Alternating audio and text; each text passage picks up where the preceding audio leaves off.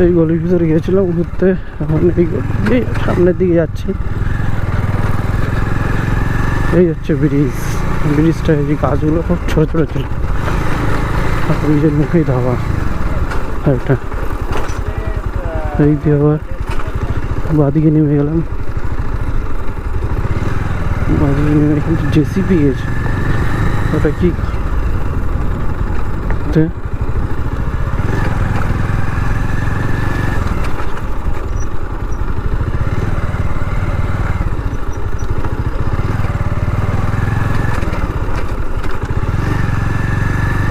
খুব সুন্দর ভিউ আছে।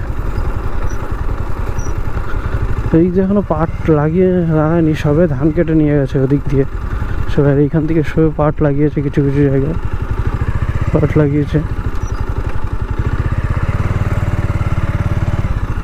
যে হলুদ হলুদ হালকা, ক্যামেরা বোঝা যাচ্ছে কিনা বলতে পারবো না, কিন্তু ওদিকটা সব ওই হলুদ হলুদ সব জায়গার থেকে সব ধান কেটে নিয়ে গেছে। এই যে মেশিনই কেটেছে সব ধান, সব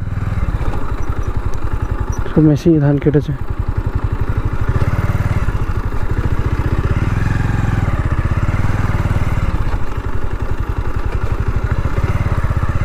দেখি এদিক দিয়ে কত দূর যাওয়া যায়।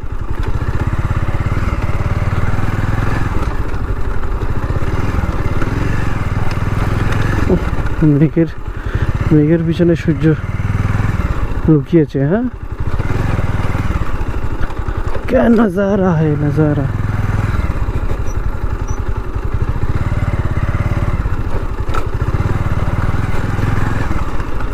আমরা এই খালে মাছ ধরতে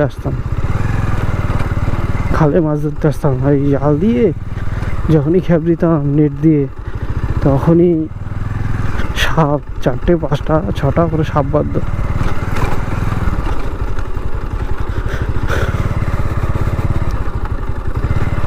গাড়ি কি ঘোরাতে পারবো ওইদিকে গিয়ে? কতটা দূর যেতে হবে? এসব জায়গা সব ভেরি হয়ে গেছে, ভেরি কিছু ছিল না, শুধু ফাঁকা মাঠ ছিল। ওই কোনায় একটা ভেরি ছিল, শুধু একটাই ভেরি ছিল ওই সামনে।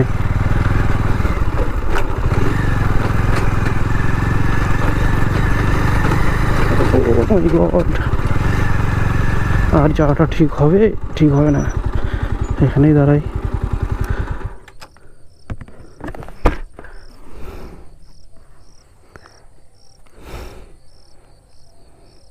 ভেরি, অনেকগুলো ভেরি হয়েছে